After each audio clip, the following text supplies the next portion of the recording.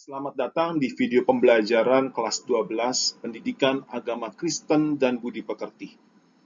Di video ini, kita akan membahas materi mengenai gereja dan multikulturalisme. Selamat mengikuti. Multikultur bukanlah sesuatu yang asing bagi gereja-gereja di Asia pada umumnya dan gereja-gereja di Indonesia. Keberagaman suku, bangsa, budaya, adat istiadat, serta berbagai kebiasaan telah turut mewarnai perjalanan gereja-gereja di Asia dan di Indonesia. Menurut pakar sosiologi, tidak ada wilayah yang amat beragam seperti di Asia. Masyarakat Asia adalah masyarakat yang multikultur. Demikian pula di Indonesia. Multikulturalisme adalah anugerah Allah. Meskipun demikian, multikulturalisme dapat menjadi akar konflik dan perpecahan ketika multikulturalisme dipolitisasi. Hal ini terjadi misalnya dalam kampanye pemilu legislatif, pemilu presiden, dan wakil presiden. Isu ini dibangun untuk mengurangi elektabilitas calon dan untuk mempengaruhi para pemilih yang dengan mudah termakan oleh isu tersebut, terutama di kalangan masyarakat yang masih memilih pemimpin mereka berdasarkan agama. Namun masyarakat kini mulai berpikir rasional, memilih pemimpin berdasarkan kemampuan dan integritas, bukan berdasarkan agama atau suku.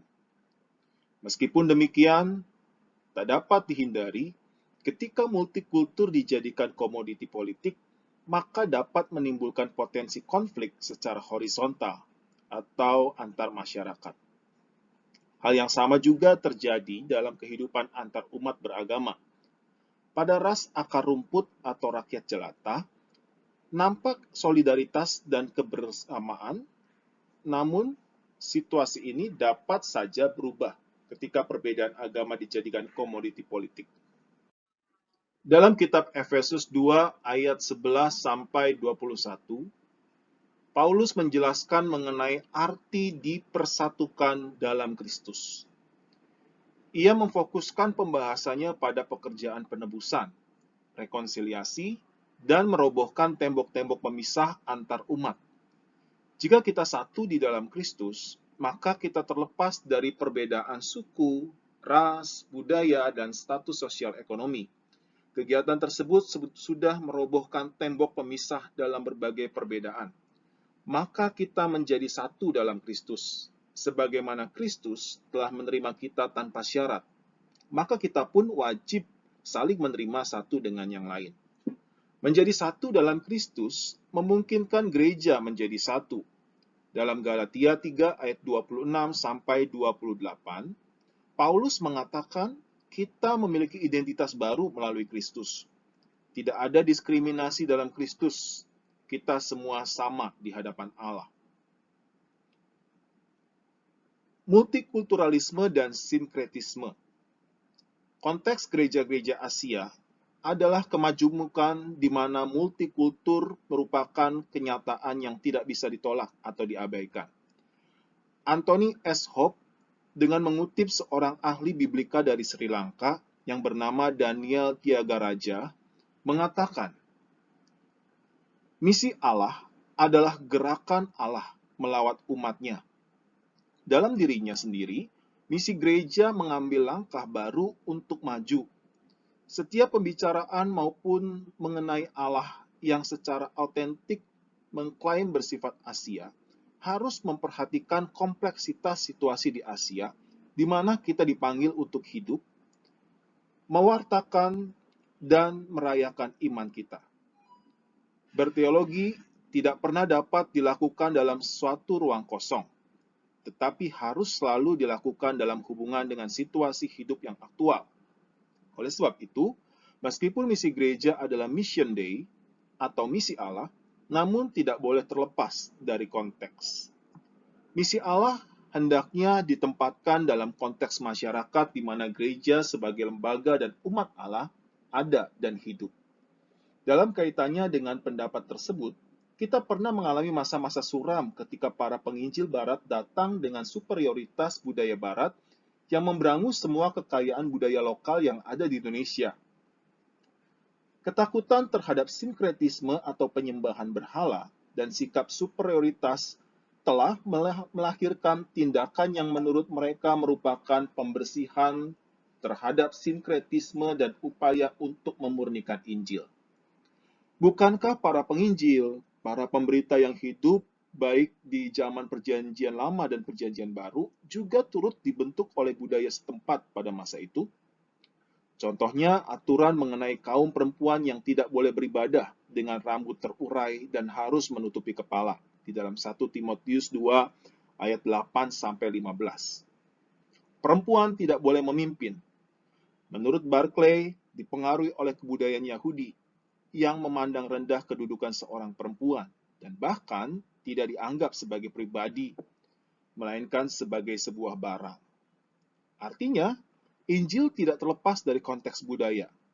Oleh karena itu, sepakat dengan Daniel Tiagaraja yang dikutip oleh Anthony S. Hope di atas, misi Allah harus ditempatkan dalam konteks kehidupan setempat. Itulah yang tengah dikembangkan oleh gereja-gereja di Indonesia. Dibutuhkan upaya dan kerja keras dalam menjalankan misi Allah di tengah masyarakat multikultur dan membangun pemahaman multikulturalisme. Ada kekhawatiran seolah-olah jika gereja turut memperjuangkan multikulturalisme, maka gereja jatuh ke dalam sinkretisme. Multikulturalisme bukanlah sinkretisme, karena multikulturalisme tidak mengorbankan misi Allah.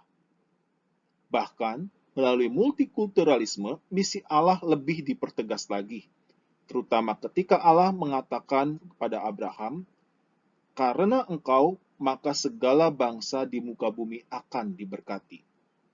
Memperkuat pernyataan itu, kita dapat mengacu pada kitab Efesus 2 ayat 11-21, Galatia 3 ayat 26-28, bahwa di dalam Yesus tidak ada orang Yahudi maupun orang Yunani, tidak ada budak maupun orang merdeka. Kita semua adalah satu di dalam Yesus Kristus. Sebagaimana dijelaskan di atas bahwa multikultur bukan merupakan pemikiran dan wacana yang asing bagi bangsa Indonesia dan gereja-gereja Kristen di Indonesia, bangsa Indonesia adalah bangsa yang multikultur. Demikian pula gereja-gereja di Indonesia, umumnya gereja-gereja yang dibangun berdasarkan latar belakang suku, budaya, dan geografis yang berbeda-beda. Berikut ini merupakan fakta bahwa gereja-gereja Kristen merupakan multikulturalisme, meskipun masih ada banyak tantangan yang harus dihadapi. Yang pertama, gereja-gereja Kristen memiliki anggota yang terbuka dari segi suku, budaya, bahasa, daerah, dan asal maupun kebangsaan. Yang kedua, gereja-gereja Kristen juga mengadopsi beberapa unsur budaya lokal yang dimasukkan ke dalam liturgi ibadah, mulai dari lagu, musik, dan kesenian lainnya. Berbagai kebiasaan dan prinsip hidup lokal dapat diadaptasi dalam rangka memperkaya pemahaman iman Kristen, misalnya mengenai persaudaraan yang rukun dalam budaya masyarakat suku yang dapat dikembangkan dalam rangka membangun kebersamaan dalam jemaat sebagaimana ditulis dalam kitab Kisah Para Rasul.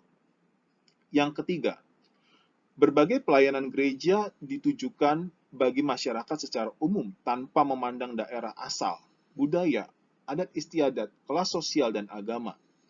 Tingkat kesadaran gereja dalam partisipasi di tengah masyarakat cukup signifikan. Yang selanjutnya, banyak gereja yang kini melakukan studi kebudayaan untuk menggali kembali unsur-unsur budaya yang terancam hilang dari masyarakatnya. Misalnya, di Nusa Tenggara Timur atau NTT. Lembaga Alkitab bekerja sama dengan gereja melakukan penerjemahan Alkitab ke dalam berbagai bahasa daerah di hampir seluruh daerah yang ada di NTT. Yang terakhir, gereja-gereja Kristen membangun dialog dan kerjasama dengan umat beragama lain, khususnya di bidang kemanusiaan dan keadilan. Ada tim advokasi hukum, Ada pelayanan kesehatan yang memberikan pelayanan bagi semua orang tanpa memandang perbedaan latar belakang budaya dan agama.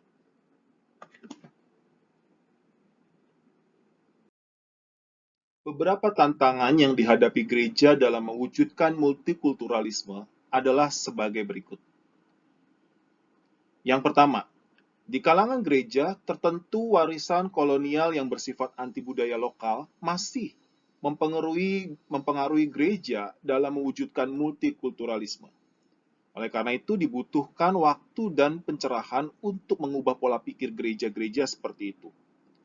Yang kedua, berbagai prasangka terhadap orang-orang dari kalangan suku, budaya, dan daerah tertentu menjadi tantangan tersendiri yang dihadapi gereja dalam mewujudkan multikulturalisme.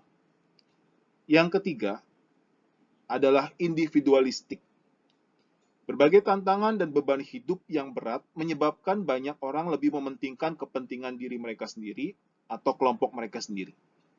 Akibatnya, kepentingan masyarakat dianggap tidak penting lagi. Namun, pada sisi lain, masyarakat masa kini yang mengglobal memiliki satu ikatan solidaritas yang diikat oleh media sosial, misalnya Twitter, Facebook, Instagram, dan lain-lain. Masyarakat dunia akan cepat memberi reaksi dan simpati terhadap peristiwa-peristiwa kemanusiaan yang dimuat di YouTube ataupun di media sosial yang lain. Contoh, ketika terjadi tsunami di Aceh pada tahun 2010, bantuan datang dari berbagai belahan dunia.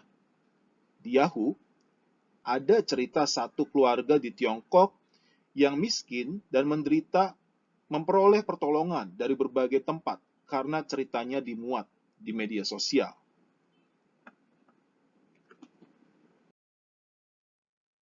Demikian video pembelajaran untuk kali ini. Terima kasih untuk kalian semua yang sudah memperhatikan dan menyimak video ini dengan baik. Tuhan memberkati kita semua.